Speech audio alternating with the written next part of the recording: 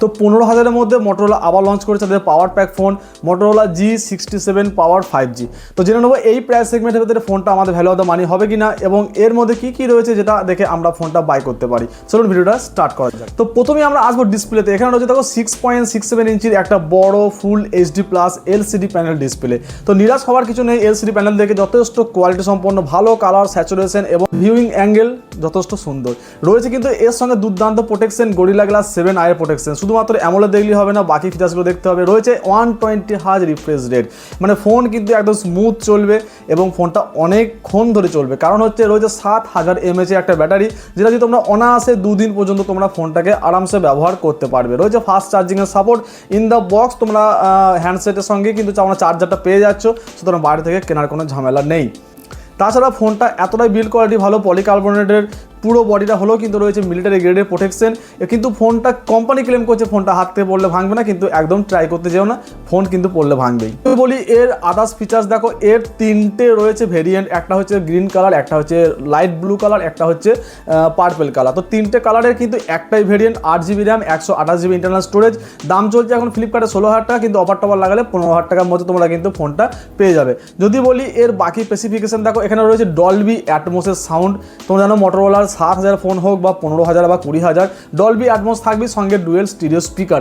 তো তোমাদের যে মিডিয়া কনজিউমে যে সমস্যা সেটা কিন্তু মোটরোলা একবারই প্রথমেই মিটিয়ে দিয়েছে প্রত্যেকটা প্রাইস সেগমেন্টের ফোনে, ঠিক আছে। এবার দেখো মিডিয়া কনজিউম বা ভালো স্পেসিফিকেশন থাকতে হবে না, থাকতে হবে একটা ভালো পারফরমেন্স। তো তার জন্য রয়েছে দেখো এখানে স্ন্যাপড্রাগনের 7S Gen 2 এর একটা ভালো প্রসেসর, এবং এই প্রসেসরটা দিয়ে তোমরা ক্যাজুয়াল গেমিং করতে পারবে, ডে টু ডে টাস্ক তোমরা আরামসে করতে পারবে, কোনো মানে হ্যাং ল্যাগ বা ফ্রেম ড্রপ তোমরা এখানে দেখতে পাবে না।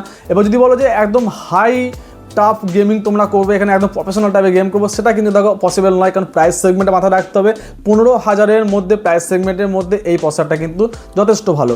যদি বলি এই প্রসেসরটা কেন ক্যাপেবল রয়েছে, দেখো এর জন্য আসতে পরের সেগমেন্টে, সেটা হচ্ছে ক্যামেরা সেগমেন্ট। সেটা হচ্ছে দেখো এখানে রয়েছে 50 মেগাপিক্সেলের সোনি LYT 600-এর একটা সেন্সার, এবং এই সেন্সারটা একটু পুরনো হলেও কিন্তু ভালো পারফরমেন্স এবং স্টেবল একটা সেন্সার, ভালো ফটো ভালো আউটপুট কিন্তু এই সেন্সারটা দেয়। রয়েছে 8 মেগাপিক্সেলের আলট্রা ওয়াইড এবং ফ্রন্টে 32 মেগাপিক্সেলের একটা সেলফি ক্যামেরা। এবং আশ্চর্য বিষয় হচ্ছে যে 15,000-এর সেগমেন্টের ভেতরে তোমরা প্রত্যেকটা ক্যামেরা লেন্সে 4K রেকর্ডিং পাবে।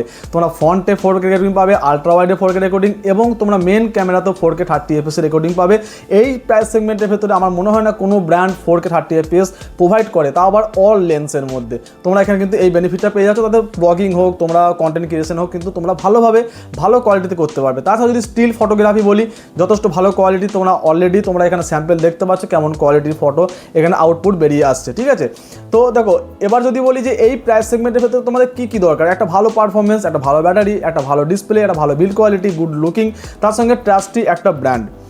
এবার দেখো এখানে রয়েছে Android, near to stock Android তো সবসময়ই থাকে এখানে।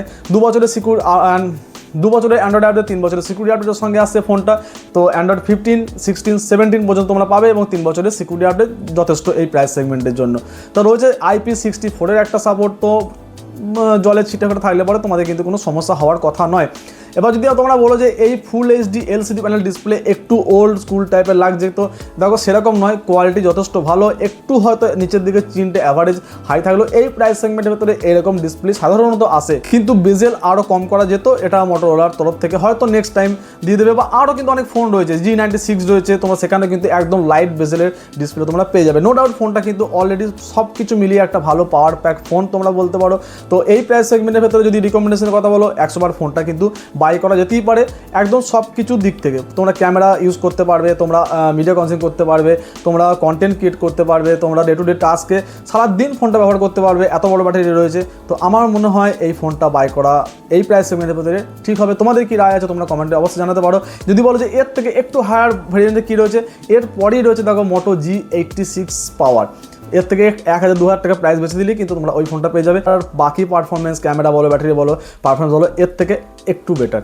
তো দুটোই তোমরা দেখতে পারো, দুটোই পাওয়ার সিরিজের ফোন। মোটো পাওয়ার সিরিজের ফোনের মতোই তোমরা এই সাবস্ক্রাইব বাটনটাকেও পাওয়ারলি সাবস্ক্রাইব করে দিতে পারো। ভিডিও ভালো লাগে লাইক করবে, শেয়ার করবে। আজকের মতো এটুকুই, দেখা হচ্ছে নেক্সট ভিডিওতে।